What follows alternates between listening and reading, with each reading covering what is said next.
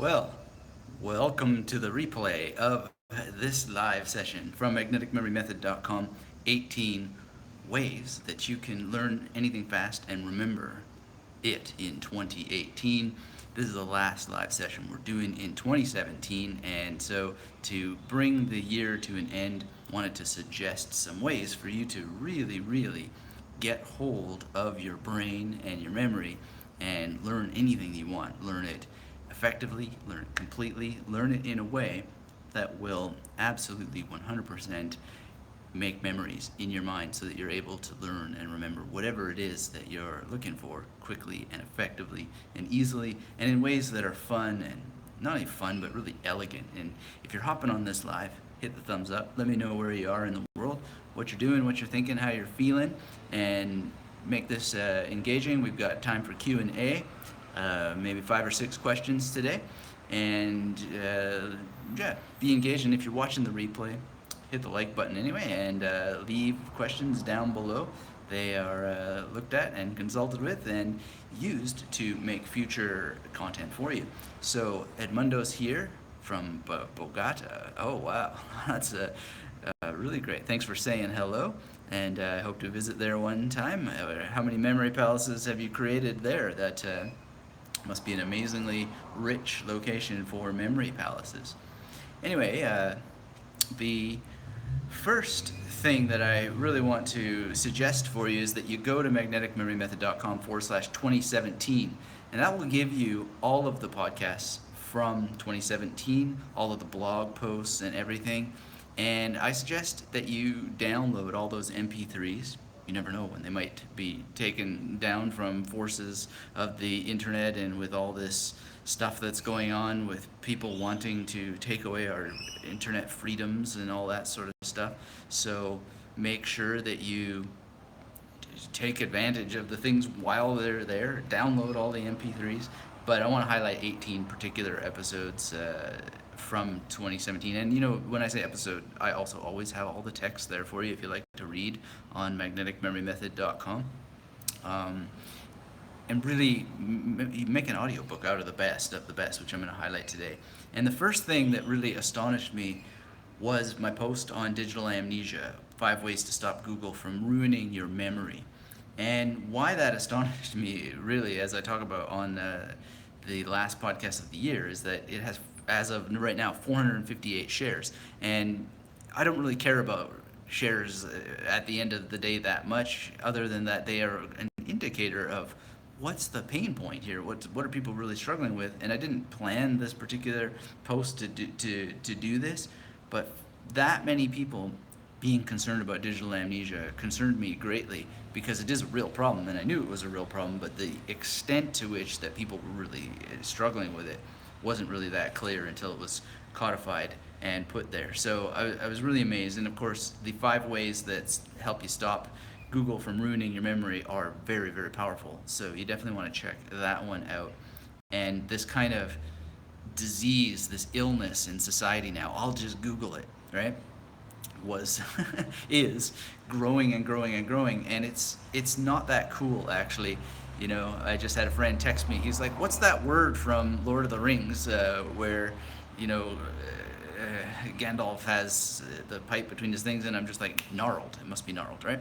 And I mean, it isn't to brag, but I'll just Google it. Is not the intelligent answer in any period of history. So I really hope that you'll get this digital amnesia thing sorted, and understand that, and understand that you need to put a barrier between the decaying effects of online media and your brain, but in a way that still allows you to enjoy the online media and benefit from it. So there's like a kind of starving the brain in order to build the brain, and stop letting the internet push you around. That's the big message there.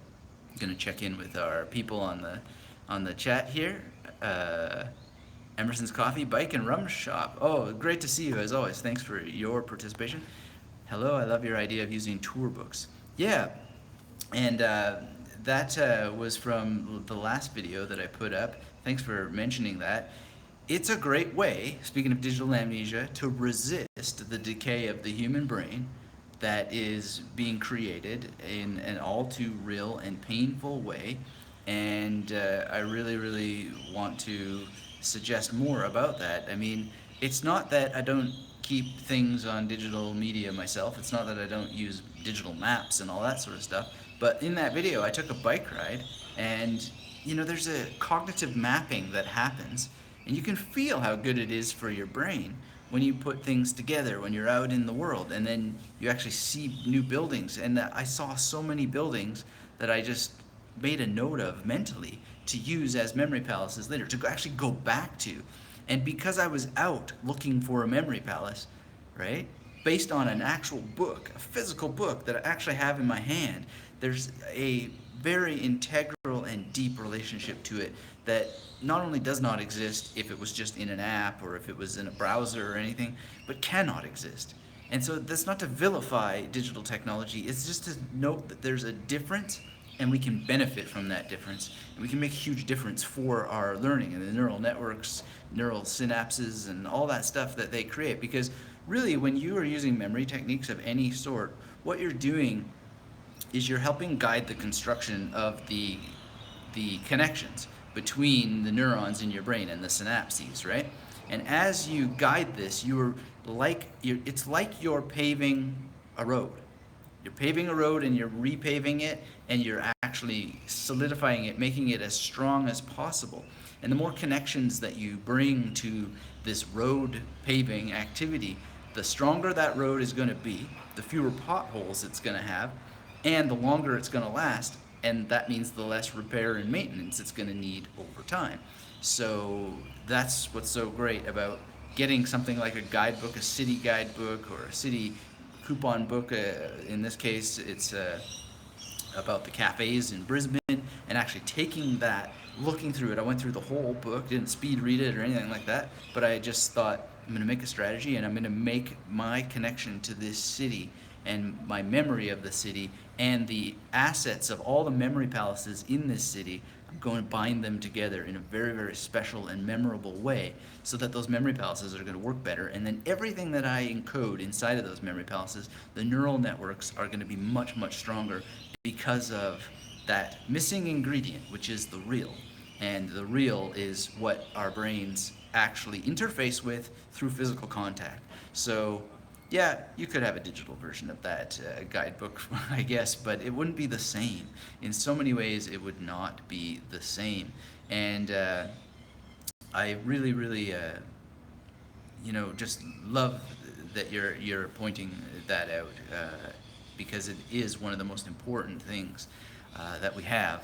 And Travis, he also left a comment on that video, and he said that he was asking for advice on handling an area that is rich in natural experiences rather than in city life. So city life, the idea that city life doesn't have natural experiences is maybe something one could think about, because we are humans, we're natural creatures, and we created stuff using elements that we found on the earth. Like, there's no unnatural substance, really, if you think about it. But in any case, I get the point. So he's talking about guidebooks that focus on trails and paths, and he's talking about hesitating to make memory palaces from these experiences because the last few years have brought major fires followed by floods that have altered the landscape. However, I think it would be kind of cool to have some of these mountain peaks and paths as memory palaces, sort of like a collection of higher places for memory. I love this idea, Travis, of higher places for memory. And what I responded to here, and will say again, is that it's precisely because the landscapes are subject to fire, to flooding, to earthquakes, that we should be using them as memory palaces, that we should be integrating with them at the deepest possible level. It's precisely because they're subject to change. Think about one of the origin myths of the memory palace technique in and of itself. It already has built into it the preciousness of using what you have as a memory palace, because it's subject to change. So if you don't know that story, I'll just give a very quick rundown of it. But Simonides of Kos, some people pronounce it Simonides or Simonides. You'll hear different pronunciations. But in any case, whichever way you like to pronounce it, Simonides of Kos, this island in Greece, he was given a speech, and some delivering some poetry or whatever. There's different versions of the story, and he he recognized Castor and Pollux, these two gods, in his speech, and he didn't mention the host. And this was all taking place in a banquet hall. I imagine it to be a very nice banquet hall. I don't know what banquets were like in ancient Greece, but probably there was some roasted pig and roasted animals of some sort. And in any case, he's given his speech, and after he went and he asked his host for his fee. And the host said, "Well, you thanked Castor and Pollux, but you didn't thank me in your speech. So why don't you go ask them for the fee?" And I don't know what Simonides responded, but before he even had a chance to really deal with this guy, he said, a guy came up to him and said, "Hey, there's two dudes at the door who want to talk to you." And he said, "Okay." And he went out of the banquet hall, and he went to the door, and it turned out there were these two guys. They had horses or whatever, and they're like, "Come a little bit closer, would you?" And Simonides looked back at the banquet hall, and he thought, "What's going on here? Are they robber barons or what? They're gonna try and steal the money that I didn't just get paid?" Anyway, it turns out he followed them a little bit farther from the building. It was Castor and Pollux themselves, and the instant that he was a safe enough distance from the building, earthquake, boom! The whole banquet hall is crushed. The host and everybody in there is dead from this earthquake. Now, did Castor and Pollux create the earthquake, or were they just there knowing that it was going to happen and they were intervening on Simonides' behalf because he thanked him during his speech, or them during his speech, or whatever? We don't know, but because Castor and Pollux don't exist. But in any case, as the story would have it, the whole point is that Simonides was able to help the city officials and the families recognize their loved ones, find their loved ones, identify them properly so that they could have proper burials, because he was using the banquet hall as a memory palace to remember the names of every single person, and he remembered exactly where they were in the memory palace. And so he was able to help in that regard, correctly identifying the bodies, which of course is very, very spiritually important. But to Travis's question about, using nature as a memory palace when it's subject to change from fire and so forth, the whole point of the story of Simonides is use what you've got in the moment to memorize the information that matters, that's going to be useful for you, because everything is subject to change all the time. The only power that we have is the now, and we have the power in the now to grab it, remember it, and use the place we were as a tool in recalling that. So thanks for that, Travis, and thanks also for mentioning yesterday's video. If you're just hopping on, let me know where you are in the world, and hit that thumbs up button. Edmundo says, "I am using your method to increase my vocabulary in English. It's fantastic. Works for me. Great. Thanks for your course." Well, thank you for letting me know that, Edmundo. I really, really appreciate that. This is one of those techniques when you just buckle down and use it as described, it's going to work wonders for you. So I'm glad that you're getting great results and using it for English. English is a fun language to use it for. Carolyn says, "Wishing you a fruitful year in 2018 from Virginia." You as well, Carolyn. Really great having you on lives throughout 2017. Hope to see you again in 2018. And yeah, so digital amnesia, using guidebooks, using the real world is a great way to stop Google from ruining your memory. And then you get to end up using Google better, I would say. You use it in a way that's much more fun and intelligent and based on real needs rather than flippant needs, And that's a wonderful thing to do. So that was the first highlight, I think, and it really, really drove home how much people are really suffering from digital amnesia, that there was that much response to that. And by the way, if you check out the digital amnesia podcast and blog post, hit that share button and help spread the word about the solutions, because the 5 ways that we have there to help you stop Google from ruining your memory will really help you. The second thing, which is related, was the awareness of apps being used as memory improvement tools. And there's a problem there. The idea that you can use an app to train your memory is not a new one, but it's a problematic one. And it's a problematic one because of the digital amnesia problem. And so I created a post in 2017 and a podcast episode that was also very popular called 5 memory improvement exercises that don't require another annoying app. And my argument isn't that there isn't some kind of app coming that won't help you improve your memory, but we need to be very cautious about it. And I've seen it again and again in my own experience, and I've seen it with many, many people at polyglot gatherings, for example, language learning conferences and so forth. People be like, yeah, I use this and that language learning app, and man, I get all the top scores, I get all the prizes, I get all the badges, I get all the this, that, and they got leaderboards, and oh, great. But the problem is that I can't remember anything, you know? So what you're doing is you're there's skilling and then there's de-skilling, and what you're doing is you're skilling yourself to be good at responding to whatever is going on in the digital environment in a way that has no one-to-one correspondence with the external world.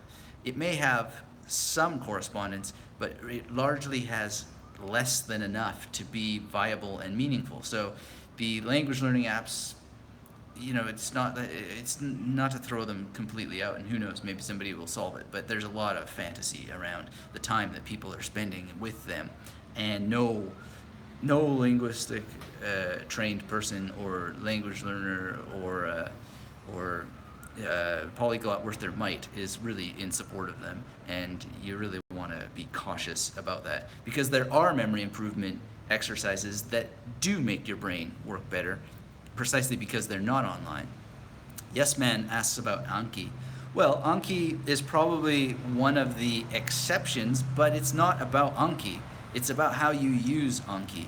And unfortunately, the debt of time that one has to spend in order to use Anki effectively, if you were just to have a simple mnemonic strategy and you were choosing your words with greater, let's call it integrity and intelligence, and not trying to have it all, but actually you have specific language learning goals and milestones that you want to reach, and you're working on conversations, then that time spent on Anki can be great. But what about the time spent setting up Anki? I don't know if that's so great. I don't know if the margins play out. Other people, they swear by it, and some of those people are great, But I personally cannot waste my time on Anki. I can't waste my time on the setup. I can't do it, and I don't learn from it. I ultimately do not get the memory advantage.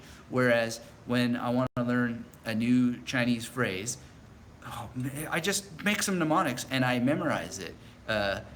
What was it from the other day? 别太担心, right? Which means don't worry about it, or don't worry about that. And maybe I still got to work on my pronunciation a little bit. No app. There's no way I'm going to spend time putting that into Anki and then looking at it 50 times when all I need to do is stick it in the corner of a memory palace. I see a bee yanking the tie on a guy I used to know named Dan in such a way that it pulls the Chinese heart symbol out of his chest. Done. Revisit that a couple of times. I don't see any need to get an app in the picture. It's just a waste of time. It's a deviation from sitting down and doing the language learning. And you have a much better tool, I would argue. It's called your brain. It's called using what you already know to associate and create multiple associations with what you don't know, using what you already know, which is spatial memory, episodic memory, all kinds of other memory, procedural memory, and so forth. So I made a little story, right, of this bee. It's actually a specific bee, the bee that Jerry Seinfeld gave the voice for in the Bee Movie. Be a tie. It's not. I didn't go so far as to make it a real tie, but it's a tie. And then Dan again, right? And she. So it's like all these things I already know. I'm using episodic memory to make a little bit of a story, using spatial memory to have a memory palace. Where did that happen? Oh yeah, and then I break it down. And to me, this is seconds of labor. Seconds of labor with a very, very small amount of visitation, because in the larger scheme there's a memory palace and there's recall rehearsal, which helps maximize the primacy effect and the recency effect, and it uses serial positioning in a similar way without having to spend oodles and oodles of time programming Anki. And Gabriel Weiner was on the podcast not too long ago. I was helping. I'm not anti-app as such. I'm anti-wasting time. And so Gabriel Weiner, he has a new project, and he had a very, very successful Kickstarter. Apparently, it is the most successful Kickstarter in the history of Kickstarter for an app. I read that somewhere. I don't know if it's accurate anymore. Things change so fast. But congratulations for him, because he wants to solve that problem of the debt of time for setting up Anki. And I'm fully in support of any entrepreneur, any scientist, of making those sorts of things happen. Whether or not it's going to come to that same outcome that memory techniques can create for you, I don't know. But it's an interesting question. Yes Man asked, then how do you keep track of the different things that you have to memorize through different days and maintain a spatial memory at the same time? Very, very, very simple. First of all, if you have well constructed language learning goals and milestones that you create to reach those goals, then you don't have to manage it. You don't have to remember it all. You've planned it. Planning is one of the greatest memory techniques in the world. And using something like a piece of paper is one of the greatest memory techniques in the world. And if you figure out in advance what you're going to do and how you're going to do it, then you don't have the burden of memory. You don't need that. And so that's the answer to that. And in fact, the more that we put responsibility on external people to help us figure out what it is that we're supposed to memorize in a language, the less likely we are going to be successful. Language learning requires your participation in the game. You need to know what you need to learn based on your interests, your needs, your location, the things that really turn you on, and the things that you legitimately need. The books don't have them. The online programs don't have them. Now, some of them have them in more degrees, like the Chinese Vault, I think, is a great, great training. It ultimately has the limitations of someone else selecting for you, as opposed to, hey, I'm meeting with an online language teacher twice a week, and I have created a program for myself based on me, what I want to do, because, you are good. You are the only person who really knows what you really need. And so be involved, be self-directing, understand this. And then, of course, there are actually some really, really good guidelines you can follow. So a lot of people, they get totally absurd about numbers. 2,000 words I need, or 10,000 words I need, and so forth and so on. The reality is that the number of words you need is decided by the goal and the milestones that you put between yourself and the goal. That's how many words you need. And so if people really start putting some discipline around it, and by the way, this is how all the best polyglots work. It's how they get where they get. And they have multiple language learning tools along the way. Memory techniques are a tool inside of that. Different people have different tastes for them. Yes, some people do use software for it, but they don't make the software manage their planning for them. One of the reasons that people become polyglots is because they become very good and experienced at making the right decisions, making the right goals, and knowing the milestones that need to be hit along the way to the goal. And ultimately, there's no one who's going to give you a little roadmap that you can follow, because you are you and they are they. So, you've got to just understand the principles. You've got to understand the thinking. You've got to understand the strategy. And then you have to say, aha, I get it. I am myself, and I am the only one who is myself. These are the things that turn me on in this language. These are the things that I legitimately need. I'm going to put together a plan. Here's the goal. Here's the milestones. Boom, boom, boom, boom, boom, boom, boom, boom. Then you have your learning strategy as the thing that propels you along, that creates the energy, gives you the quick wins and the victories, which we're going to get to my interview with Ollie Richards in 2017, where you can learn more about that from him. And we talk about this problem of apps and why he doesn't get behind them either. And it's just an interesting conflict, an interesting discussion. And I think we'll see the ones where we'll win, at the end of the day, if there is a battle to be won. The battle to be won is inside of you as the language learner, and whatever works for you. But whatever works for you, if you tell the true story about it, it's going to involve some sort of strategy, it's going to involve some sort of planning, and it's going to involve you doing it and not relegating it to a machine. Machines can't make intelligent decisions for that, and I don't think they ever will. Belda says, is that electric light or daylight? Or maybe it is the daytime in your place, because it's 12:35 a.m. in my place. Well, Beldis, thanks for being here. By the way, if you're hopping on this live, hit the thumbs up button. Let me know where you are in the world.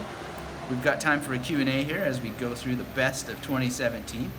But you know, it's a fascinating thing about the world because it can be 12:35 in Poland and be 9:35 in the morning in Australia. So that's where I am in Australia, and I've got my Australian cup here, drinking water.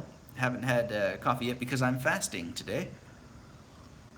And fasting is another thing about one which one could talk. I'm doing research into fasting and memory fasting. I've done now for 2 years, and it's very, very powerful for concentration and focus and discipline. Mustafa is in Taiwan. Oh, are you the same Mustafa that has been on before? If so, thanks for being here. Thanks for saying hello. Edmund is in Colombia, 6:35 p.m. McKenna 14, g'day mate. I take it that means you're here in Australia. Hello, hello, McKenna 14. Thanks for saying hello. Thanks everybody for hitting that thumbs up button, for letting me know where you are. And oh yeah, Mustafa. Well, I remember you. I actually, you're. But you just said you were in Taiwan. I thought you were in Turkey. Or is there another Mustafa from Turkey? But in any case, maybe I got that wrong. But there's a memory palace over here that has Mustafa. Let me know. Why am I getting a Turkey connection? Oh, you are from Turkey. See, memory works. What was that like? Was that maybe 5 months ago? I don't remember exactly how long ago it was, but I remember that you were from Turkey, so something works. And why I remember that, let's not mystify it. It's not that I have some special good memory genetically. No, it's because when I created the image for him, I included a turkey with it because I wanted to remember that. You guys are important to me, so thank you for being here and letting me test my memory. David's here from Florida. Hi, David. Thanks for saying hello. And oh, McKenna is from Britain. You know, to tell you the truth, I haven't memorized all of the conventions of saying hello, but good day seems that I hear it more here in Australia. Anyway, Edmundo says, your memory method is amazing. Have you ever thought to create this method in Spanish? I believe it would be a great idea. Well, you know, those things are in the works. They're massive projects. We are getting close to being done German. But Travis, thanks for being here. You were just mentioned, actually, so if you want to check out the replay and hear words of praise for having such a great question yesterday, that would be great. Yeah, well, Edmundo, Spanish is coming. I haven't found the perfect Spanish translator yet, but they're there. The talks are in order. And one of the great things why I started with German is because I can actually do the German myself. I'm not a German translator, but I know German well enough that I can actually deliver the audio in German myself and actually participate deeply in there. My Spanish is not good enough for that, but even in Spanish, I suppose I could have an opinion about this word or that. But in any case, yes, we want this in all languages. Looking for ambassadors actually to help this come along, and there's a lot of expansion experiments and projects, and yes, that actually, you know, now that you bring it up, was the original plan for the magnetic memory method. It's really slow going. I was not blessed with being Elon Musk for language learning in terms of thinking all these things through, but I'm becoming a better entrepreneur by studying how entrepreneurialism works and so forth. But the original plan was what I called the magnetic memory method matrix, which is 25 books. So I've got the books for Spanish, for French, for Russian, for Swedish, and so on, German, and get 25 of them done, and then have them translated into 25 other languages. That's proved a little bit more difficult than I thought, and one of the reasons why it's so difficult is because the internet keeps changing, and a lot of the work that one has to do is actually keep moving with the changes of the internet. But I still want to do that, and unlike Gabriel, I have not gotten around to doing a Kickstarter campaign.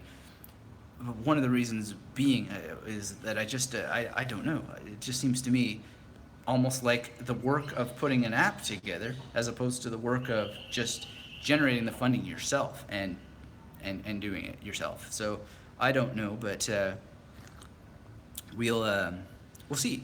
I definitely am working on that. Corazon says, if you need a German tester, I can help. Well, vielen Dank. Appreciate that. and there may be some street team stuff going on, some beta groups.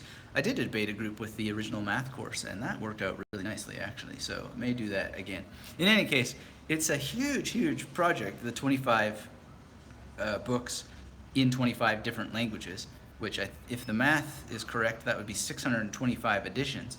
But Amazon changed so much. Amazon was very pro independent publisher for a while, and then it just snapped its jaws and it turned everything not so independent author friendly. So it was a different proposition. In any case, we'll see. Edmundo says, as far as I know, I've not seen any methods like this in Spanish, and it could be helpful for many people. You know, one of the reasons why that may be is because a lot of people teaching memory techniques do not focus on language learning. And the reason they don't focus on language learning, I don't know, but we know that historically, memory techniques, when people teach memory techniques, they pander to the lowest common denominator in humanity almost universally. And they just teach a shopping list, and then they leave it to you to figure it out for the other stuff. And to be fair, a lot of people can figure it out in ways that help. But in terms of creating an actual strategy for language learning, as far as I know, nothing existed. The best I ever found was this rather obscure technique where you would take a city and you would divide the city into gender, and you'd have masculine nouns over here and feminine nouns over here, and in the case of German or whatever, neuter over here. I found that deeply unsatisfying. And the reason why I found it unsatisfying is because there's not enough structure. City is not a structure, okay? City is organized chaos. Depends on the city, of course. Manhattan is a little bit more organized than, say, Berlin. And Berlin, of course, lacking a downtown as such, it can be an interesting thing to use. However, individual memory palaces and creating memory palace networks to support language learning across the board, as I sorted out and figured out, in terms of working from the ground up instead of trying to build from the roof down, this was pivotal and transformational, and the world responded. And it works because of those reasons. And it's the specificity on specific outcomes that I have focused on and see to this day deeply lacking in the memory training of others.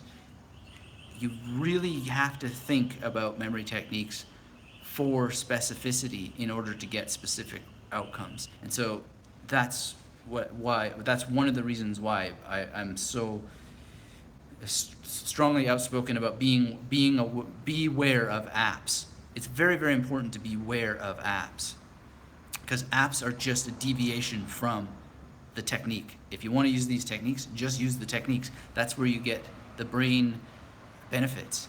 You don't need intermediaries. The more intermediaries you put in between them, the less time you're spending on the actual techniques. And these techniques are thousands of years old. They've survived that long because of how well that they work if you just sit down and use them. And, you know, some people say, oh, well, there's nothing new in mnemonics. Well, that's not true. That's not true. Alex Mullen has brought new things to mnemonics. It's very specific to cards, but he's brought new things. I've brought new things to mnemonics. There are other new things that I've heard. I met Tanzal Ali for dinner not too long ago when I first got here to Australia. He told me something, I never thought of it. He's brought something new. Now, it could be I read some ancient texts and be like, that's kind of like what Tanzal was talking about. But nonetheless, there are new things, and there are new things coming from purely raw organic techniques. There are new things. Mustafa says, since then, I have memorized 2,200 kanji with magnetic memory method in 3.5 months, but used Anki to review my stories, images, and station. Okay, cool. So you've got a hybrid thing going on.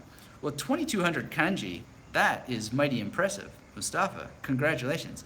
I would love for you to send me an email with more detail about that, because that would inspire a lot of people, and a lot of people would love to hear your story. And that actually is great timing, because Kevin Richardson was on the Magnetic Memory Method podcast not too long ago, and he talked about how that he's doing with Japanese. And what I really find so important about that story, and I featured it in the Best of 2017, is he gave up originally on the whole idea of the magnetic memory method. And he talks about what brought him back and why it worked the second time. And it's a classic story because these techniques really, there's so many other ideas, there's only so many other approaches and so forth, and it can be that you're missing a little detail of how that it works here and there, and you just need to sometimes revisit it and try again.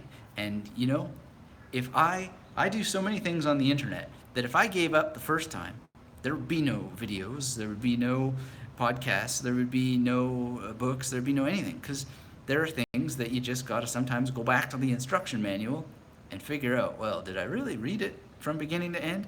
You know, if you want to learn a skill, sometimes you've got to do it twice. But Mustafa, I want to hear more about your story because often you get it right the first time as well. I didn't get mnemonics right the first time. You know how much I had to put into getting it right? I mean, I got it right for cards the first time. I was actually like extraordinarily, whoa, how is this possible? But then I went and, was reading and I was looking for stuff about language learning.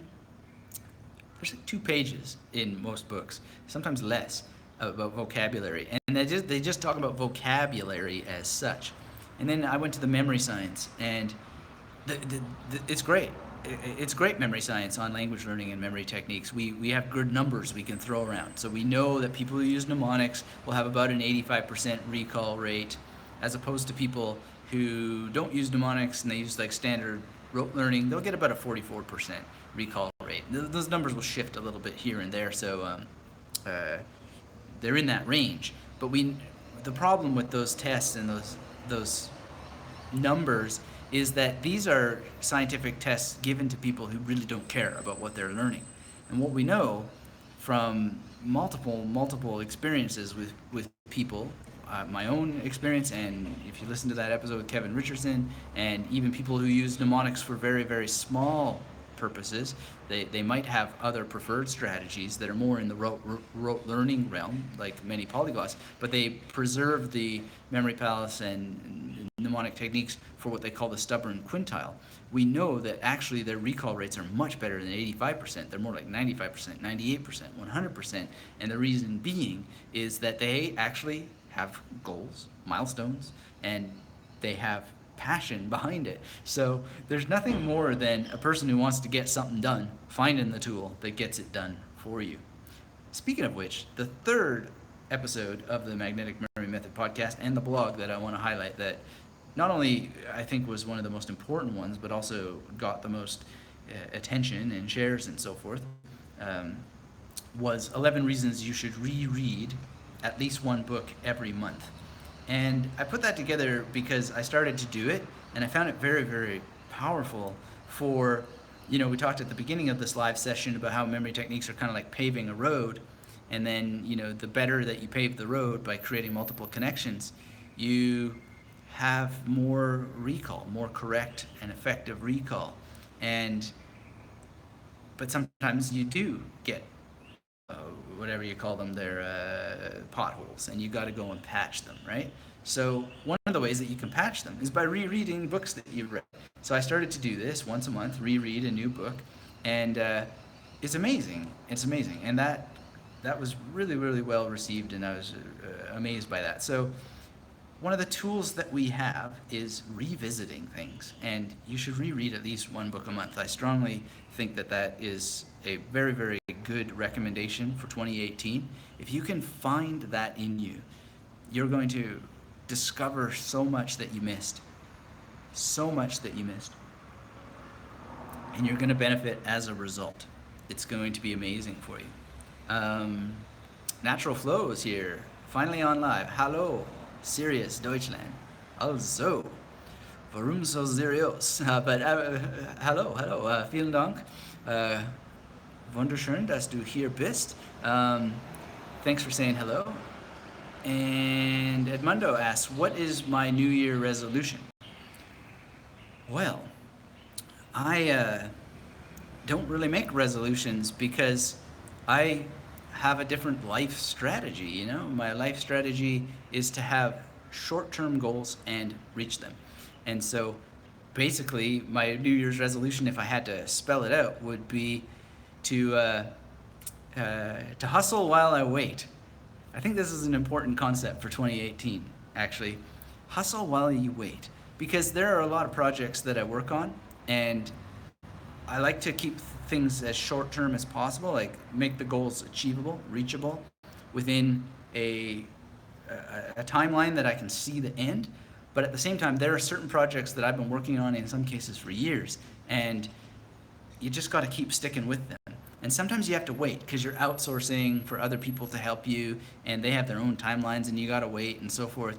And so one of the biggest principles, and if I have any resolution, it's just going to be to hustle while I wait, because I am waiting, and I'm more and more the overseer of things, and waiting for people to deliver. And then, oh well, got to correct that, like as with the German version of the website and the first German translation and so forth, and there may be an Italian translation in the works at the moment and so forth. Hustle while you wait. Keep moving, keep moving. It's the same thing with memory techniques, right? Because a lot of memory techniques, you learn them by doing. And so while you're waiting to figure out this aspect of the memory world, hustle with this aspect. Start with something. Begin anywhere. I think that was John Cage who said that. Just begin anywhere, and you'll find your way. We learn by doing. We learn by doing. And so that would be. That's not a direct answer to your question, Edmundo, but I don't apologize for that because I really don't set New Year's resolutions. Part of that is my philosophy of time, because I don't think that January 1st is necessarily the new year. Isn't the new year every second? Isn't it now 1 year later from 1 year ago? And of course, when you think about time differently, you realize that, is time really so circular? We use calendars that create the impression of circularity, and of course the earth is spinning, and there are gravitational orbits and yada yada that are circular, so there is some sense to it in a very practical and material way. But at the same time, it's just a metaphor, right? There's only now. And when you get that, when you really understand that, the whole idea of New Year's resolutions is different, at least for me. And so I like to hold steady, and keep moving.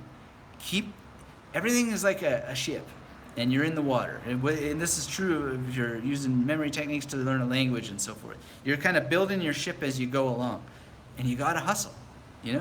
The water can get choppy all of a sudden. Or when you have placid water, you still want to hustle. Those guys that go out on the trips on the boats where they go circumnavigate the globe and so on, they might be having a calm day, they might be having a calm week, but every day you got to get out there and make sure the hull is sound, you got to swap the deck, you got to be involved in your world.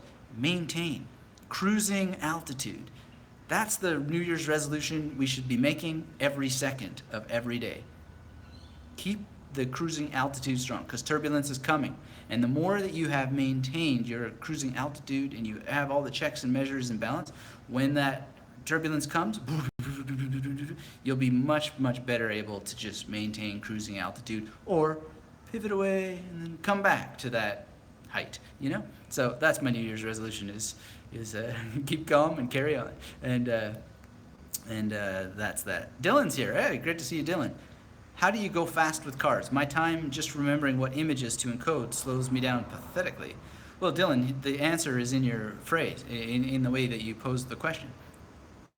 If your images that you use to encode are slowing you down, then work on the images. Those images shouldn't slow you down. I'm going to be creating some videos about cards. They're one of the most amazing things that you can do for your brain. And always be working on your images. Always, always, always be working on your images. Just yesterday, I changed I didn't change 5 of hearts, I improved 5 of hearts. Because I'm always looking for an opportunity to improve my card images. So 5 of hearts for a long time was foil. And by foil, I meant a sword. And it was a specific sword that I used when I used to do fencing, and I won't get into the story, but anyway, I used to fence with this guy named Larry, and I had a pretty funny foil. Anyway, but then I just thought, it's good, it works, but there is a little bit of a blip. It's always just like, oh yeah, the foil, right? And the reason why is because it's a small object, really, and it's kind of fading in time. It was a long time ago that I did fencing with Larry, so I just thought briefly, you know what, I got to fix this. And so I thought, what am I going to do? And then I thought, well, fool is another word. And then I thought, well, what am I going to do with fool?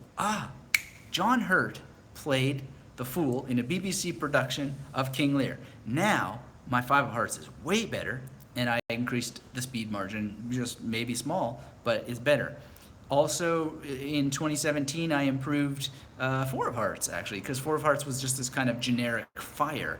But after speaking with Florian Delay on the Magnetic Mary Method podcast, he triggered this idea, and I thought, no, this has got to be the flamethrower. But not just any flamethrower, the specific flamethrower from Missing in Action Part 2 with Chuck Norris. And that makes everything better because, multiple connections, multiple specificity makes everything better. So make sure that your cards, the images themselves, are as specific as possible.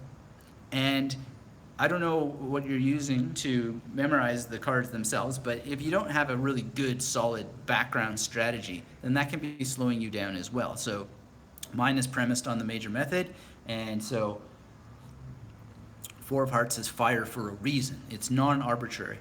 We've reduced, using the magnetic memory method, we've reduced the arbitrary associations to the least possible element. And there's still always something to be done, in many cases, to continue reducing the arbitrary element. So foil was pretty good, but fool with a foil is even better, especially when I so enjoyed John Hurt playing the fool in King Lear. Now, John Hurt, we lost in 2017, so maybe that's also why he came to mind. And now that's another layer of connection, because I can then associate something about him and his timeline to that. So that would be my answer. If you want to get faster at cards, make sure that you're faster with the images, and really always see your images as evolving, always subject to improvement, always subject to being better. And I would also suggest that you can have more than one image per card that you use. So an example of that would be King of Clubs. So King of Clubs and Queen of Clubs, actually, they both have dual images. So King of Clubs, it's like a gym element, but when I didn't even know what the name of the workout machine is, but it's just like gym machine for doing something at the gym. But then that didn't work, so at a certain point I turned it into Jim Carrey. But I maintained the ghost. A lot of people worry about ghosting in memory techniques. I love the ghost. I love ghosting when it happens. I just embrace it because it's a tool. It's an asset. So the ghost is this old thing that I used to use, the gym machine thing, and then Jim Carrey. But Jim Carrey using the gym thing. He doesn't always have to be using the gym thing, and sometimes maybe I'll just use the gym thing, but I have options there. Now you might say, oh, but wouldn't that slow you down because you have the debt of choice? Well, no, actually not. It just seems to be the right thing because you always have the card before and the card after conditioning the card between, right? So Queen of Clubs is another one where I used to think of it as a chain, and it was, that movie Hellraiser? The chain that comes flying out and I'll tear your soul apart, all that stuff. Well, I used to have that chain. It's non-arbitrary, but it was just still a little bit too arbitrary. So then I was thinking, what else could be here? And chin, of course, is another thing that works for that if you're using the major method to structure your cards and your images for the cards, which again reduces the arbitrariness, makes it much more powerful. Always build from the ground up. Make sure that base is real solid so that you can work on the refinements from structure. So chin, well, I thought of Fat Bastard from the Austin Powers movies, right? And because he's got double chins. Really powerful stuff. Travis says, thanks for sharing this tip. I've been wondering if including ghosts would backfire me at some point. I think that I'm not going to say that it hasn't caused me trouble from time to time, but the trouble isn't the ghost. The trouble is the reaction to the ghost. The trouble isn't the ugly sister effect. It's the reaction to the ugly sister effect. I recorded a video yesterday. I made like a little bit of a blip, and I just let it roll. And I then came back to it and said, why I left that little error there is because I got to demonstrate something to you, which is just be cool when you make little blips. Who cares? You can self-correct without panic. And so many people, they're so brilliant They're so imaginative, they're so sensitive to the slightest thing that they trip themselves up by mistakes. That is not the answer. The answer is to ABC, always be cool, and just take what comes. And so the ghosts, when they come and a little error happens, just be cool and say, just be scientific about it. Put on your lab coat and maybe scratch your chin a little and be like, what could have been better there, you know? And be more like a business about it and optimize, you know? Think about what you could do better the next time. But don't judge it. Don't get emotionally involved. Don't let your heart pound, because that just makes it a struggle and it makes it hard when it just is easy. And that's why I do so much relaxation. That's why I emphasize relaxation so much with memory techniques. Not only does it help your creativity flow so that you can create these images and use them much more effectively, but it stops the rampant judgmentalism in the human mind that wants to prevent you from getting results. It wants to. I don't know why it's there. Some have it more than others. I've had it pretty bad in my life, and just simply being relaxed, being calm, being cool has been so beneficial, because you can correct things. Live in the now, and then use the past and just say, hey, you know what I meant was, I had someone's birthday not too long ago. I called it as the 15th. It was actually the 25th. And I just thought, why did that happen? Why did that happen? Oh, it's because the nail wasn't driven hard enough into the pumpkin. It's just that simple. So you correct it, and won't make that mistake again. Natural Flow says, just read Eselswelt, wunderschön. Das ist it's a very good book. It's a good book. And one of the great things about Eselswelt, if you can read German, get it, is that it preserves the history of this wonderful technique in so many ways. And so you want to really, really learn German so you can read that book. What is it? The author Ulrich Voigt, I think. Tell me if that's right, Natural Flow. Is the Klumpen method like pegs? Can you put some real life example, not a rhyme peg, please? By the way, not serious. Germany was autocorrect, just aus Deutschland. Autocorrect, okay. Okay, good. We don't want to be too serious, do we? Okay, so the Klumpen method. Well, this is a good thing. I'm going to actually, I wasn't planning to do it, but I do have the Seal of Approval book club, and I will talk about the Eselswelt. I'll have to, it'll take me doing some translation, but I'm gonna include that, and I'll talk about that. So if you don't have the memory connection, go to magneticmemorymethod.com/connect, and that's how you can be part of my book club. And it's the Seal of Approval book club. We go through memory books, and I would love to have you there, and we will talk about the Klumpen method and like pegs, and you can jam on that to your heart's delight. I hadn't thought of including that book, but that's a good idea. Natural Flow confirms, yes, Ulrich Voigt. You know, I celebrate when memory gets it right, because it's thanks to the techniques and to the whole thing about ghosts backfiring. Sometimes the mistakes are thanks to the technique also, but it's very, very rare. And when you make mistakes, just be calm, just be cool. And back to our best of 2017, recycle your reading. 11 reasons you should reread at least one book every month. I really stand behind that technique because it's part of being cool. Because you learn so much more, you maximize the time that you spent the first time, and you really develop greater certainty in what you remembered right the first time, and then you get to correct what you may have remembered wrong, and you get to remember the things that you didn't remember properly the first time around. So it's a win-win-win. The next thing that I would highlight from 2017 was knowing the difference between memory loss and forgetfulness. There is a very, very important difference. There is mild memory loss, and then there is medical forgetfulness. There are a lot of people who need to go see the doctor.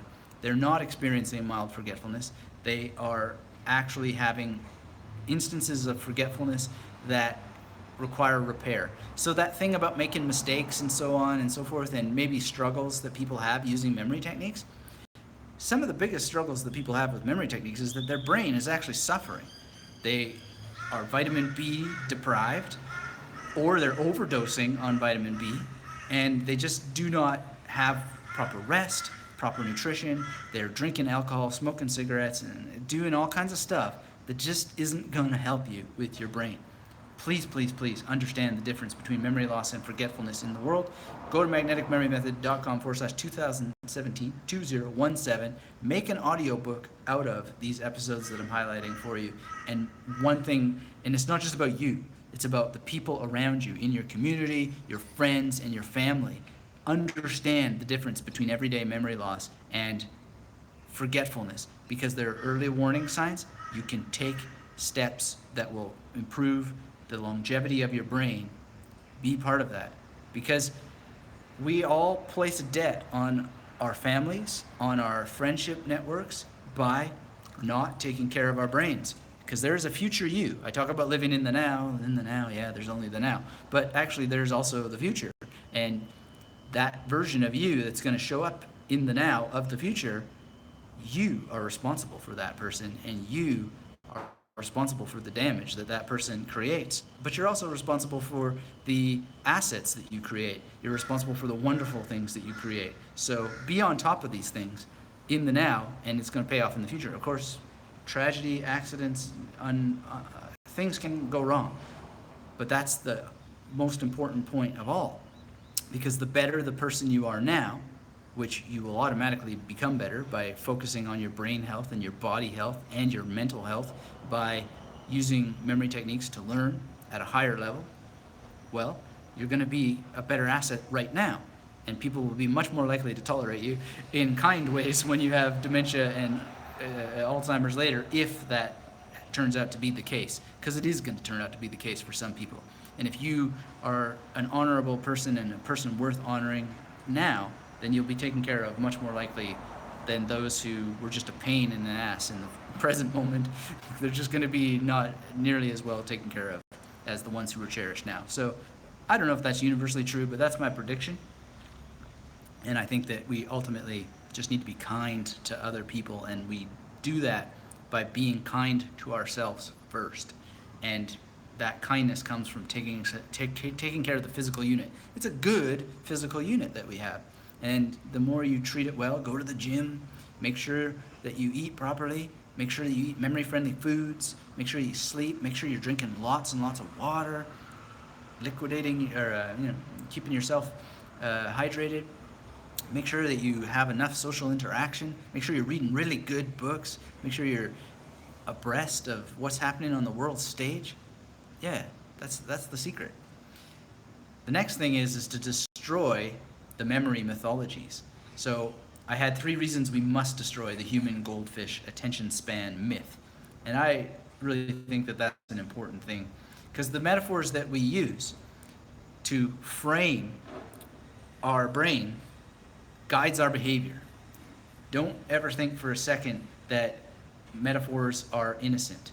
When we say, oh yeah, my attention span is like a goldfish, or I have the attention span of this, you are actually self-directing your behaviors through the use of metaphors. It's dangerous. It's dangerous because it's not true. So I gave you the history of the origin of this myth, this terrible, disgusting, immoral myth that your attention span has anything to do with a goldfish. There's a historical moment that it appears. It's wrong, and it's disempowering, and people are actually disgustingly proud of it. And it's not necessarily to do with digital amnesia or the Google effect, because I remember when YouTube was just a twinkle in somebody's eye, being a film professor, or actually I was the assistant to the professor, the teaching assistant of a film studies course, when I knew that that was going to be a huge part of my life and I was going to teach film, and I did for 10 years after that. There was a student that came to my seminar, and she bragged about the fact that she'd never read a book. This is the most disgusting thing that I ever heard in my life. This would have been 2005. Oh my goodness. Maybe YouTube was around 2005. This is an interesting test of memory, but man, how, to this day I find it just grating on my nerves. And now people are bragging about oh well, if your video doesn't have what I need in 6 seconds, I'm out of here. Like that's a virtue. Like you should be, and it's not just one person. People are so snotty about how fast you're supposed to deliver something of substance and value that they don't really understand that the fact that they even have that is already removing them from the world's conversation. Because long form content is the best that there is, and there is such a thing as throat clearing in content. And I'm sorry, people, but it's part of how we communicate. It's part of nature, and there are preambles. There's a really great word you ought to learn called prolegomena, and it's important. It's important to set the stage, to set the frame, to set the context. Some people are really bad at it. I don't know where I fall on the scale, but there are some throat clearing moments, and there's lead up and so forth. It's just a part of human communication. There's so much subconscious material going back and forth. And if you don't know about subconscious communication, you should check it out. It's really, really important. We're being manipulated by it all the time. And the frames of everything matter. They matter. Put thought and attention into the frames that you encounter and the metaphors that you use. Anyway, that was that. Let's check in with our live stream here. Any thoughts on learned attention deficit, messing up situations, not paying enough attention? From Natural Flow, and Natural Flow also says, wonderful ideas, thank you. Well, thank you for being here. Thanks for that question. Do you mean attention deficit disorder as being something that someone has learned to do? I've never heard of learned attention deficit disorder, but certainly that's what Google is doing. And it's not just that Google is doing it, it's that it's being done to us by others, by people who are bragging about their low attention span. They're bragging about the fact that they can't pay attention for more than 6 seconds and treating it not only as a virtue, but that they should somehow be proud that they have the attention span of a goldfish. And then getting this goldfish thing going. Anyway, it's a lie. It's a myth. And I gave the history, exposed it for what it is. And is that the end of today's episode? Mustafa says, do you have any plan to make a lesson for grammar by using magnetic memory? I have a hard time to make for Japanese grammar. That may be something that we can do in the future. Basically, memorize phrases. If you memorize phrases that are representative of grammar principles, and you create a crib, create a memory palace for grammar X, grammar principle X, get maybe 10 of them together. Like a classic example, irregular verbs, regular verbs. Get 10 of them into a memory palace, 10 irregular verbs, 10 regular verbs in another one. Make sure you memorize them back and forth in phrases. I like to start with words and then add phrases. Then I like to move back and forth and get them all sorted, and then have it there. Have the ground up, right? And then add the phrase, and then go and look at the grammar after. Grammar is in many ways a deviation from language learning until that you have enough fuel in your grammar engine to actually turn on the crank. And even then, people don't obey grammar. One of the things that I learned in living in Germany is that most people don't know German grammar, and Hochdeutsch is good luck. So I like to know how people actually speak, and you get that by actually speaking to real people. So yeah, that's another thing about Natural Flow's question here about learned attention disorder, is that people are learning languages from computers instead of other people.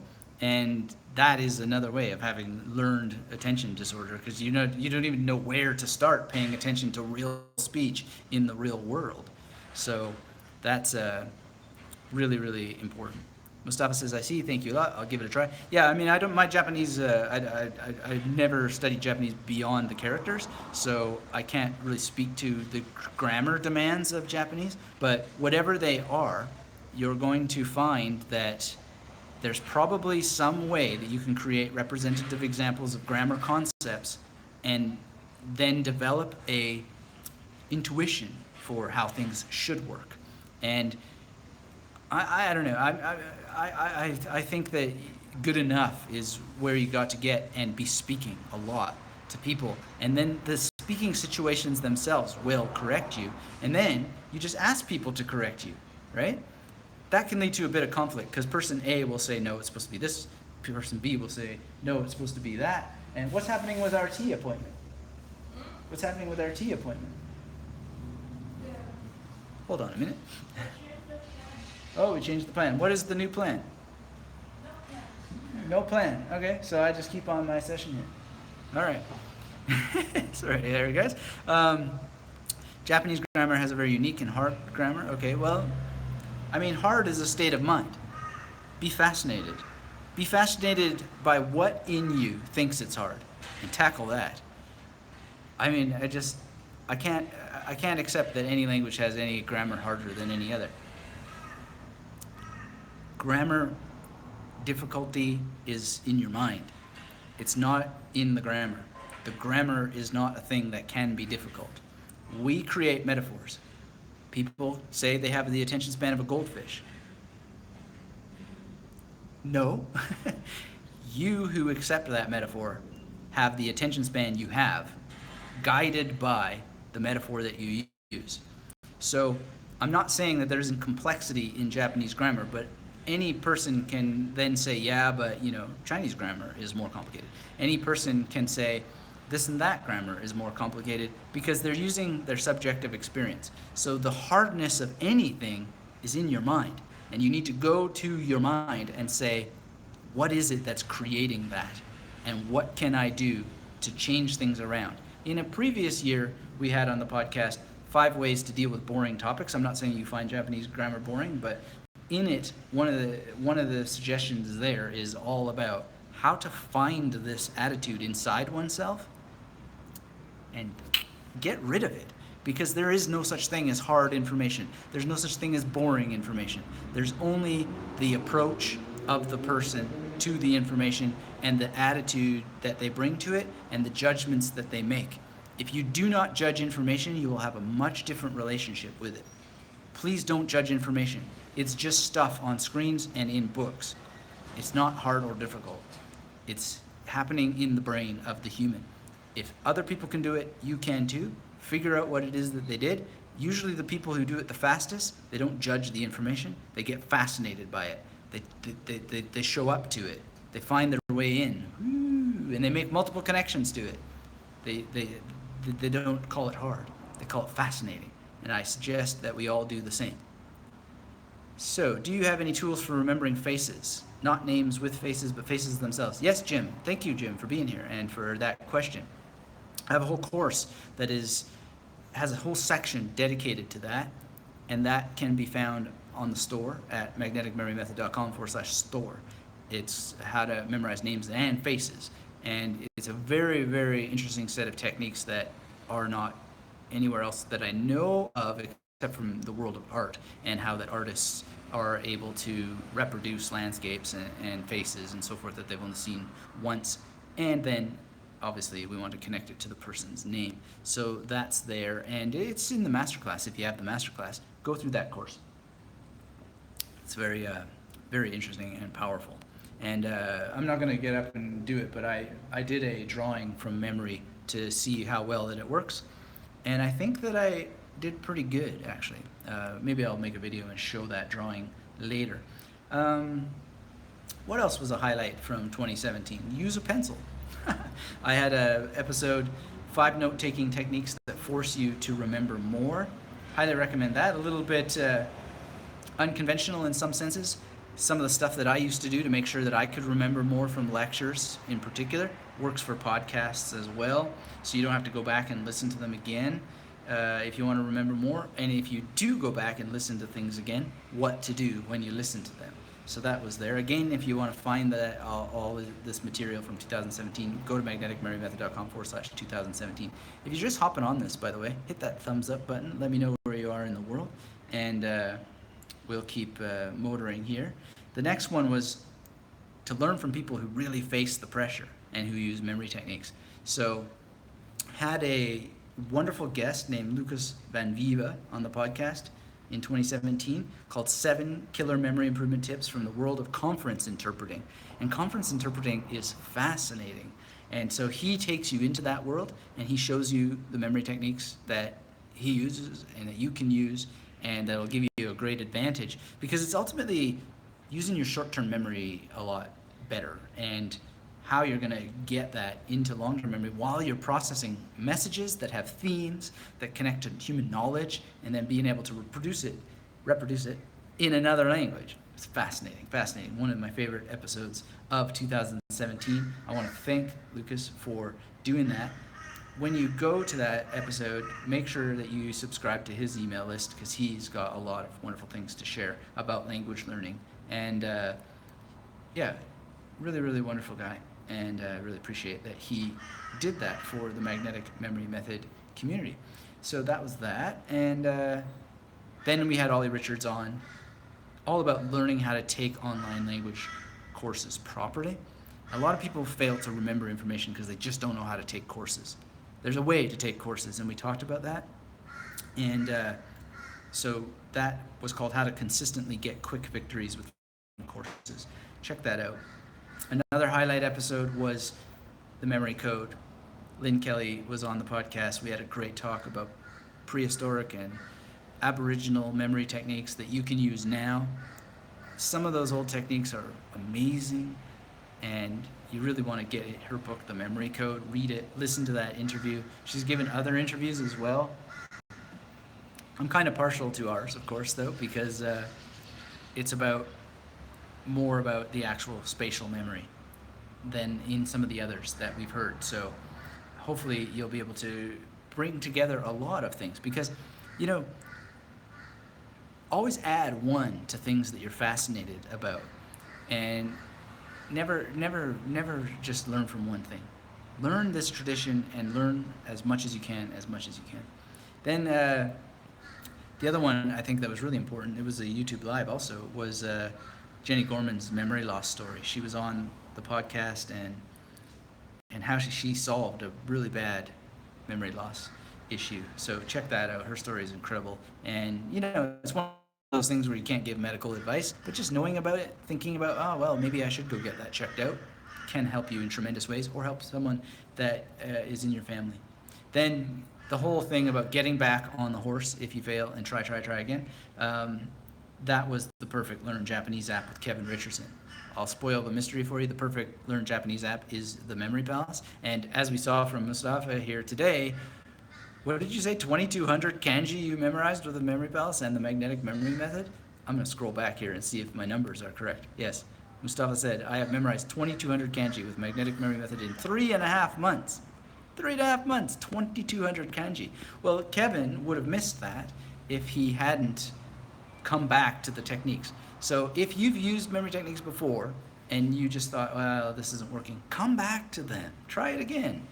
Give it another attempt. Add another teacher. Find another angle. It's a free asset. Memory palaces. Everybody has spatial memory. Everybody has episodic memory. Everybody has procedural memory. Mustafa confirms 2,200 kanji in 3.5 months. We got to get you on the podcast. Talk about this. It's incredible. But yeah, check these things out. These stories are very, very inspiring, but more than inspiring, they're packed with information that you can try, but you won't get into it if you think that you have the attention span of a goldfish and you can't listen to, the first 5 minutes of a podcast to get into the meat. Listen to things from beginning to end. Take notes. Be involved. People take time. Knowledge takes time. Information takes time. I worry for the future where everything is going to be compressed into what some algorithm tells you the length of a video should be or the length of a book should be. That's just not how knowledge works. It's not how the human brain makes connections. It just doesn't work that way. We need to preserve the enlightenment value of length. I don't know if that's included in the enlightenment values, but I'm now including it. Substance, time, spending time in discussion, conversation, which is why I appreciate all of you being here today. Thanks for hitting that likes button, and thanks for all your engagement. It is the ultimate asset, engagement. It's the ultimate way that we create connections, we process, we discuss. That doesn't mean that there isn't room for skepticism, however, and I am skeptical of my own claims. Who knows? Maybe the future of short, twitchy Twitter content, well, Twitter actually doubled its content recently, wonder why. Probably because a lot of people were saying such idiotic things in the character constraints. There wasn't a whole lot of gems worth memorizing from Twitter with their restricted constraints.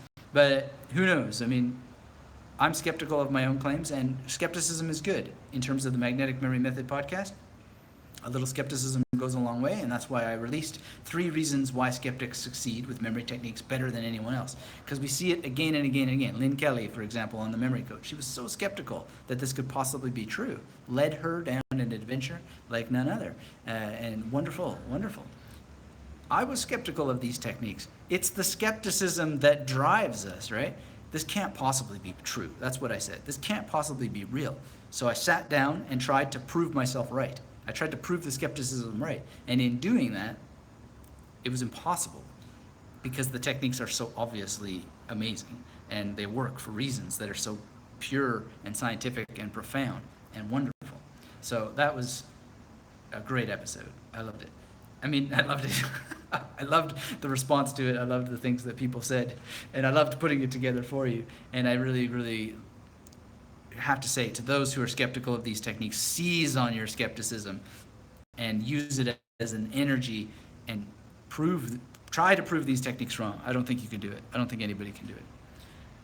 So on that end of the other end of the spectrum, don't let skepticism become poisonous. And I released an episode called 2 Truly Evil Spells People Cast Against Memorizing Vocabulary with a Memory Palace. Because for some reason there's a lot of snotty people out there. They're really snarky. They got to have their 2 cents on it, which is fine. But they can't come with a hammer. Oh, this didn't work for me. It can't work for anyone. Which is just nonsense. Mustafa's here today to talk about it. Kevin has talked about it. I'm thinking one of these days to actually, well, I'm starting to do it, testing it, seeing if people actually engage in it, revealing my actual mnemonics and talking more about it. Like, Bia, Tai, Danshin, right? What did I do? Well, okay, I'll tell you what I did. There was a B and there was a tie and there was this guy, he's no named Dan, and the heart symbol from Chinese leaping out of his chest, right? Like, we can produce all the mnemonic examples in the world and get on and blah, blah, blah, and yada, yada, yada. But really, I mean, the ugliness that's out there from some people, just, it's not going to work. It's not going to stop us from enjoying our memory techniques, you know? And people saying that it can't work because it didn't work for them, come back to the techniques. Give it another try. Be skeptical of your own claims. You will be rewarded because you're using your brain and you might not have found the right teacher, you know? There's a lot of training out there and some of it's really, really good. Some of it's really, really bad. Some of the bad training actually can be good for you if it triggers an idea that gets you to take action, and then that action that you take creates an insight that maybe wasn't even in the training, right? Because you learn this by doing it. And so when people are out there, and I do consider it evil when you say, this cannot work because it didn't work for me, that is an act that just needs to be derided. It needs to be pointed out for the nonsense that it is. So that's why I released that episode. Enough about that, because let's focus on the positive. But it just really gets to me when people speak against things they haven't even tried, or they've tried, but they haven't done it with, well, I don't know. They won't even reveal who they learned it from, you know, because there may be better ways. Now, the next thing, well, okay, a little bit more of the negative stuff. 3 powerful ways to destroy the cancer of instant gratification. That was an important episode because instant gratification is a cancer. It's destroying the planet in so many ways, and we need to deal with it. I'll leave it to you to go and check out that episode. On the positive, Barbara Oakley's Mind Shift. I did a full review of it. I called it Mind Shift, 3 time travel secrets from people learning how to learn. If you haven't read Mind Shift, read it. It's going to give you so many great little stories and ideas and exercises that you can try. And then I had Jonathan Levy on the podcast. I like to have my good friend Jonathan on the podcast at least once a year. One of the best things you can do for your mind and your memory is to keep abreast of the new topics that are forcing you to have a mind shift. And then, so we talked about mastering the memory demands of Bitcoin and cryptocurrency. And he's got a course. You can take a free trial, magneticmemorymethod.com/BC. I took the course myself. I wanted to get this Bitcoin stuff sorted. I thought that the mining was computers solving problems with algorithms that actually were real problems. But anyway, nonetheless, I still find it really, really interesting. And having had some Bitcoin, or I still have some Bitcoin, and seeing it jump in value and so forth, wow, amazing. But it was confusing to me. I didn't even know what to memorize because there's so many terms floating around, and that's one of the problems out there. So I made an episode about that. Please check it out. Please get involved at least to understand what's going on and see it as the memory challenge that it is and the learning challenge that it is. And to go back to that thing that I was, tirading over about, this or that is hard, I caught myself in the act of saying, man, this Bitcoin stuff is too hard to understand. Where was it hard? In my head. So I got it sorted and I understood where the real problem was. It's not that the topic is complicated or difficult or hard. It's that I wasn't using the right path, the right channel, the right attitude, and finding the right resources. Luckily, one of my best friends on the planet created a course about it. So it's one of the reasons why you want to make sure you choose your friends well. But he's very good at bringing clarity to complex topics, and so he did, and I'm really grateful for that.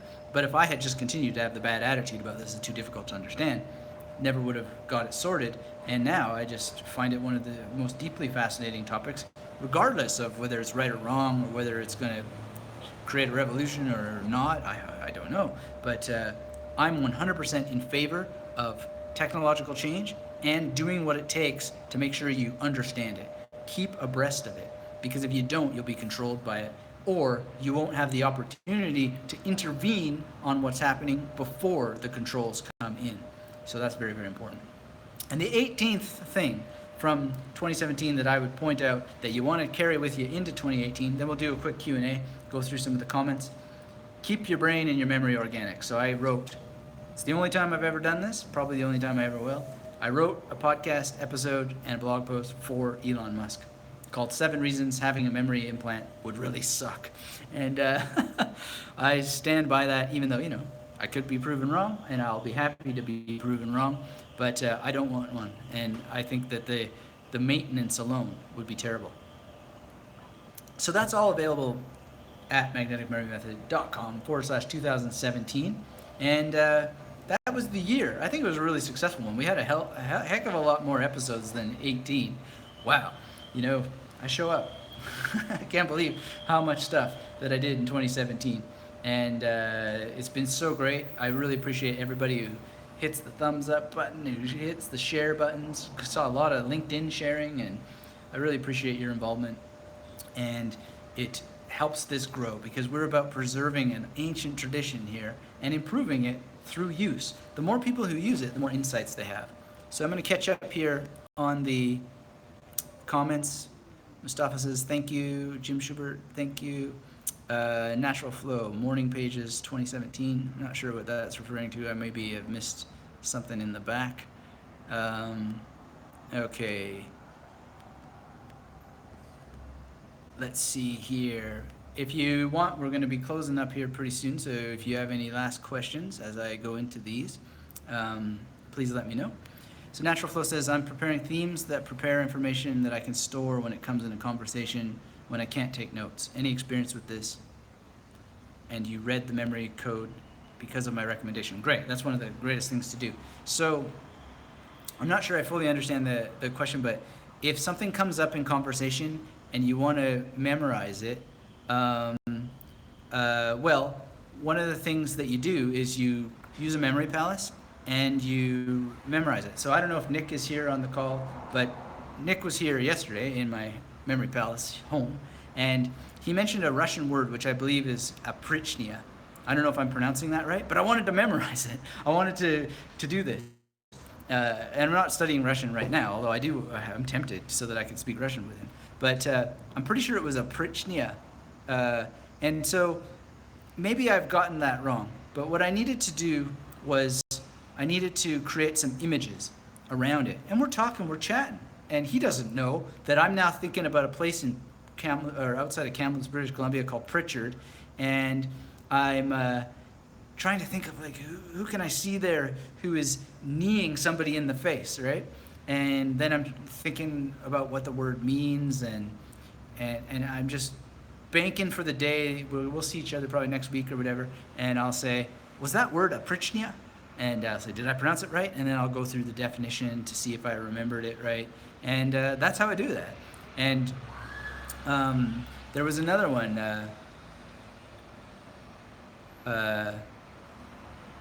Budobrov or something like that. Whatever. I can't even quite remember that one. But what was that? Budobrov, something like that. Anyway, oh, now I feel embarrassed. But that's what happens when you make some mistakes, and it's to say sneeze or whatever. When someone sneezes. Excuse you in Russian. Let's look that up. I want to look it up. Oh no, that's not right. That's something else. Anyway, Gesundheit. What is Gesundheit in Russian?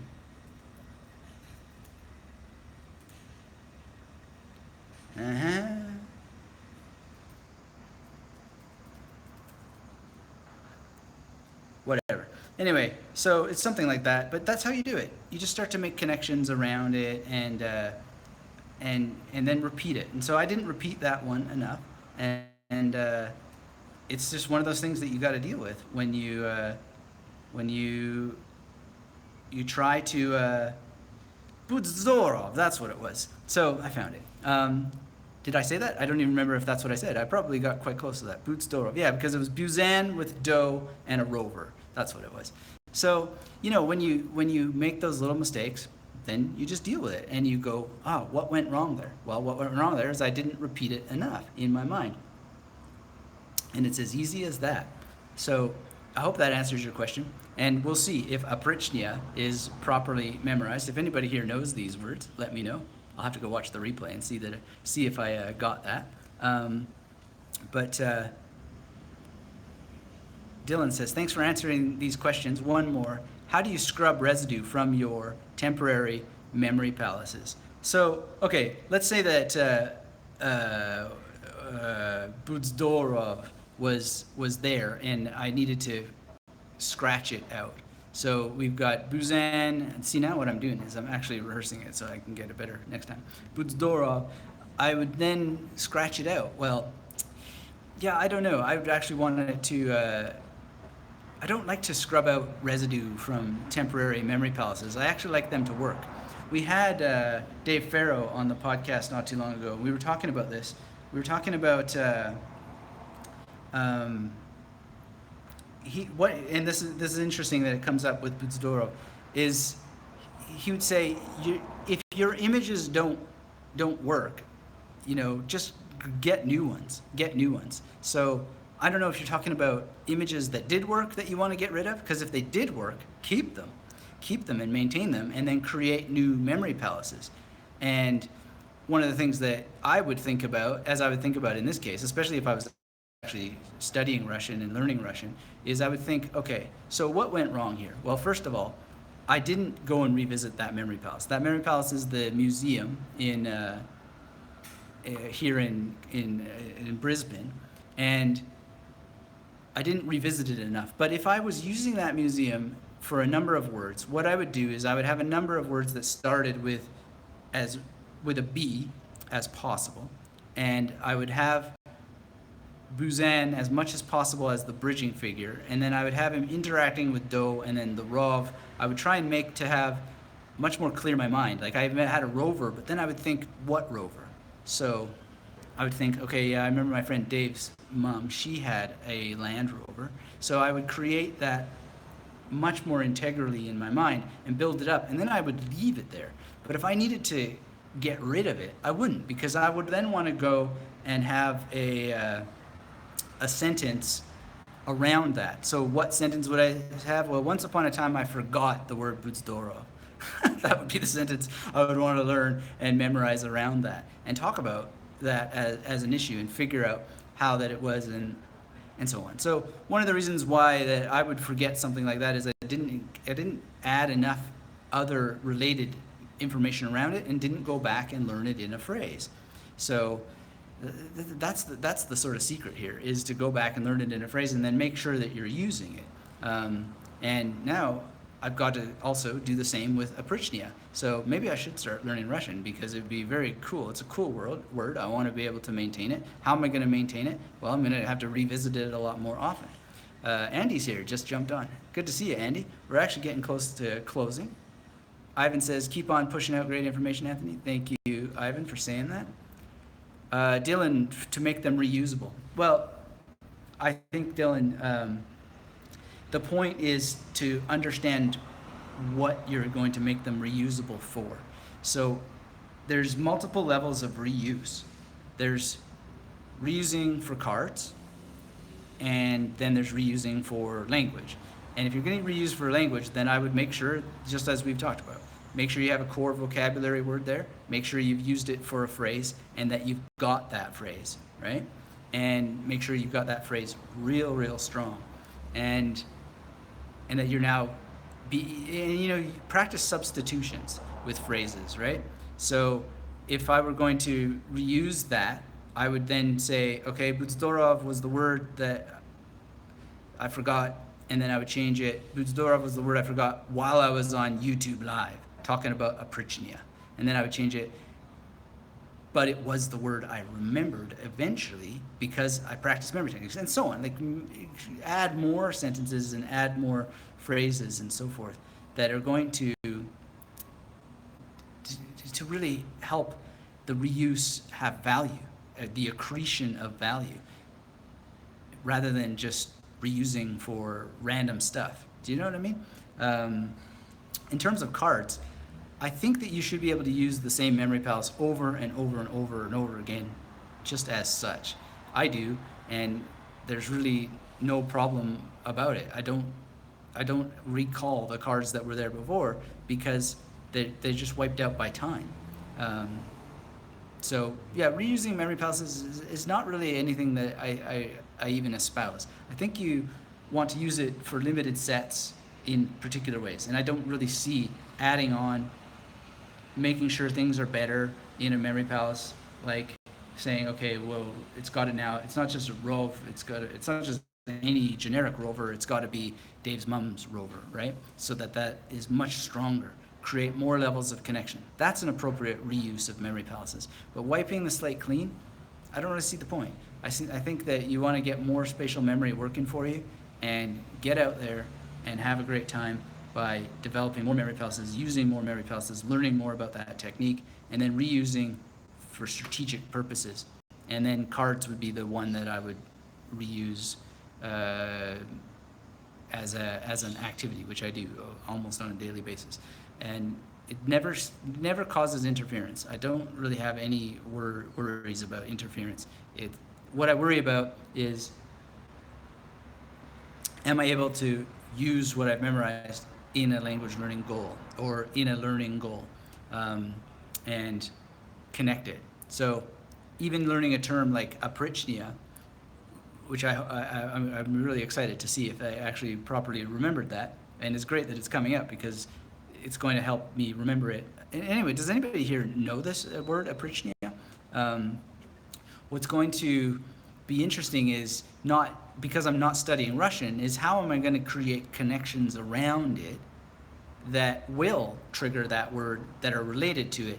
And that's one of the things, is if you're not generally learning, you're going to not have nearly as many connections to it. And so we know that what we need to do is make multiple connections. So that's why we lose things sometimes, even when we're using memory techniques. It's because it's not in a web. The neural networks are not as strongly instigated with one another. Neural networks, the neurons and the synapses and so on, they're not as bound together as they could be, which is why always add one. I like to talk about add one book, add one podcast, add one video, and so forth that's related to help drive that in. So that's a strategy there for you. I don't know if that's a satisfying answer for you, Dylan, but I'm not the reusable memory palace guy. I'm the memory palace and make more memory palaces guy. And when you reuse memory palaces, do it strategically. And again, the only one that I ever reuse is for cards. There is a memory palace that I used for cards, and then I memorized a poem in it later.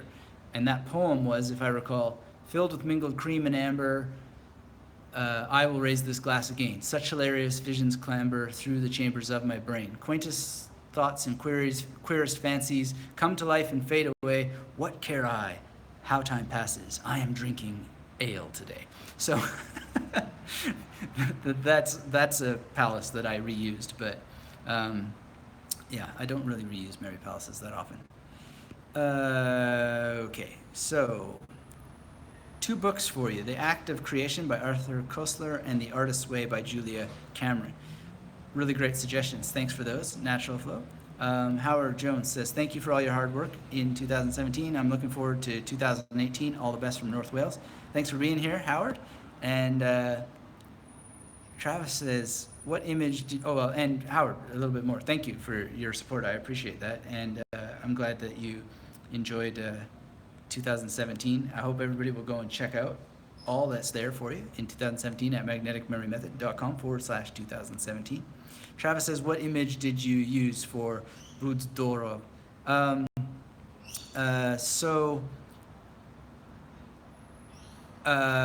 Is it it's an age, gender and age determined word that's said to men. Okay. Well, see, now we can make more connections around it. Well, the images that I used originally in the Museum Art Gallery here in Brisbane, it was Buzan, and there was doe and a rover, and I just sort of did it as an off thing. Yeah, that'd be cool. Because April sneezed, and I said Gesundheit in German, and I asked, well, how do you say that in Chinese? And she said, we don't say that in Chinese. And I was like, really? So I asked my friend Nick, how do you do it in Russian? And then I just made that image. And then we met a couple days after that, and it was still there. And I'd said it right. He was impressed, but then it just disappeared in the wind, and I never repeated it again for 5 or 6 weeks or something like that. Yeah, that's what's so good about doing this kind of analysis is this is exactly what's wrong with that sort of thing, is I didn't make enough connections to it, and I didn't revisit it enough, and the actual images themselves were not enough. So I remember what they were, but it's like, gotta be better. So Buzan's strong, but for some reason this D sound wanted to come first, which is odd because the dough was just this generic dough. But to make it stronger, to make sure that it works next time, we've got to have like the Pillsbury Doughboy, right? Now Buzan's fighting the Pillsbury Doughboy, and the rover is now not just a generic rover, but it's my friend Dave's mom's Land Rover, right? And now we go on with the healthy thing in there. Well, she was a very healthy woman. She went jogging or walking. She was a walker. She probably still is. Walker every day. And maybe Patrick McGowan is there because there were these weird rover creatures in The Prisoner. Yeah, so, like just making it stronger. And let's do a test and see if I remember it the next time we do a live. Budzorov and Aprichnia. Okay, so... let's see. So Dylan says, thank you. Okay, thank you for the great question.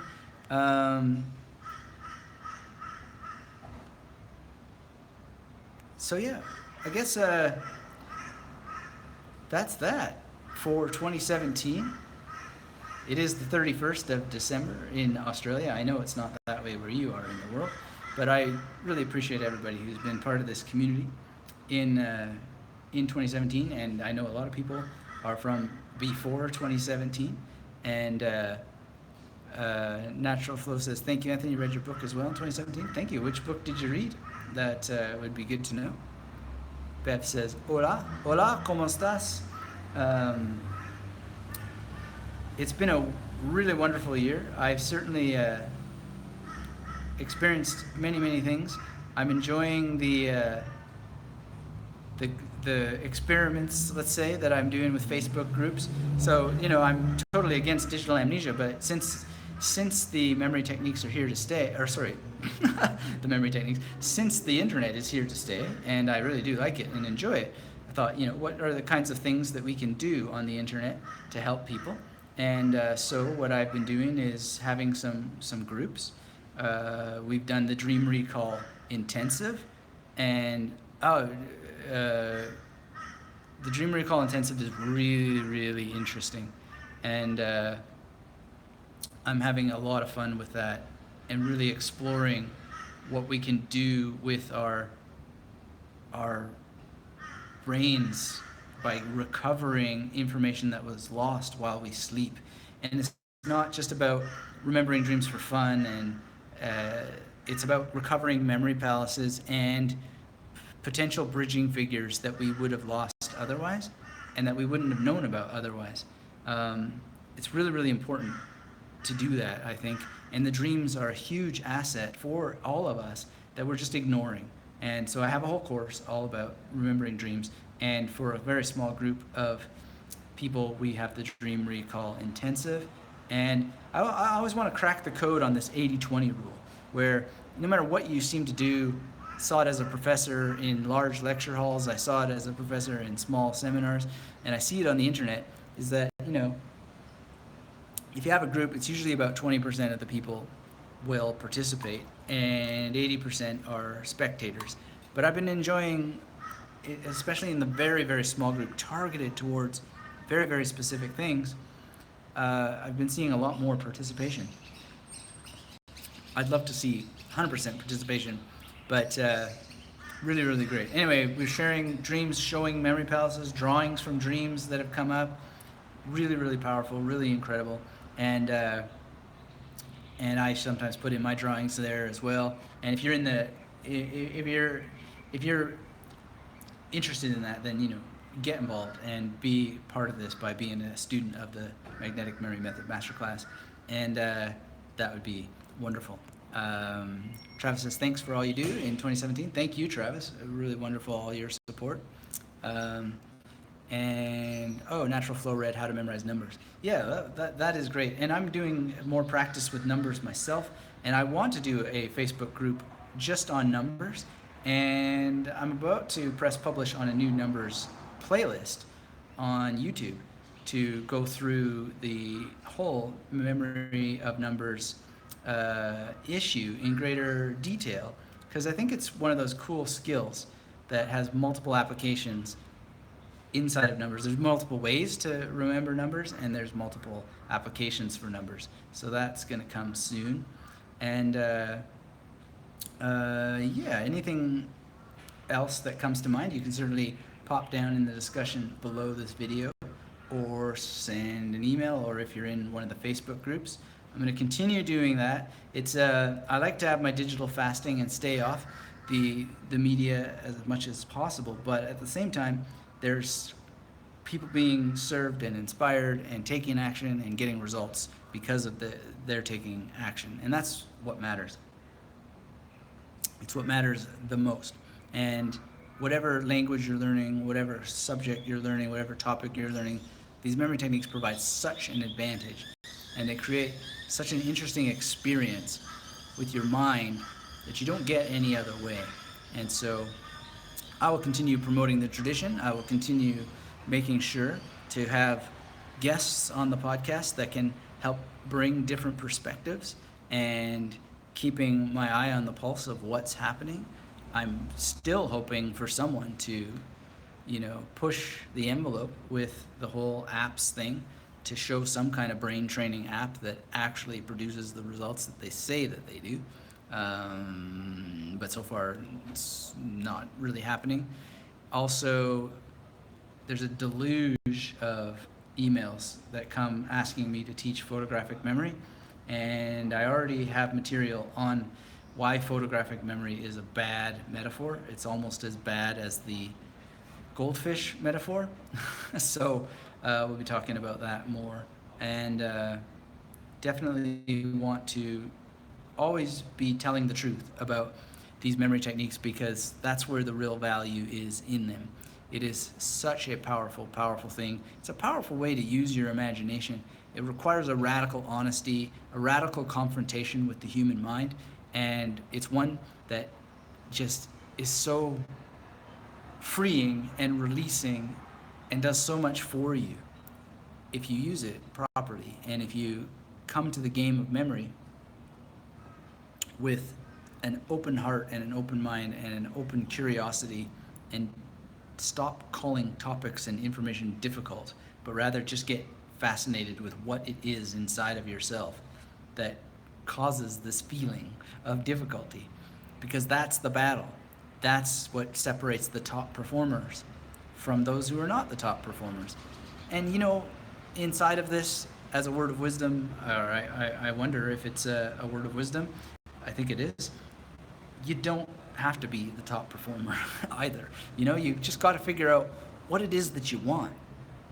What is the thing that you want to experience in the world, in your mind, as your mind interfaces with the world, and make it happen. Figure out what it takes to make it happen. Because you don't need another Einstein. You don't need another Steve Jobs. You don't need, let's talk about people who are alive, Elon Musk. You don't need another anybody. You need you achieving happiness and health and whatever wonderful things you want. That's what you need. That's all that is ever needed. Be the best possible version of you that you can be, because that's what we need. The world is just filled with all kinds of people who want to be like something that they can't be, because they're them. We're all in our own little situation. We're all in our own context. And you have a wonderful brain. That's your brain. No one else's. It works only the way that yours can work. And thumbs up to that if you haven't hit that thumbs up button already. That is the miracle of memory, is that you have the memory that you have. You're the only one who can have it. You're the only one who will ever have it. And the more that you are able to make it the most wonderful place to inhabit, the more you'll get out of life. And that is probably the best thing that you can do in 2018. And I hope that I have been able to contribute in 2017 some tools to make that happen for you. And again, I appreciate everybody being on this session, this live session, and all the future ones to come. And thanks for visiting me at magneticmemorymethod.com. Till we have a chance to speak again, thanks for being here. Thanks for all the support. Have a wonderful, wonderful New Year's, and make 2018 magnetic. Bye-bye.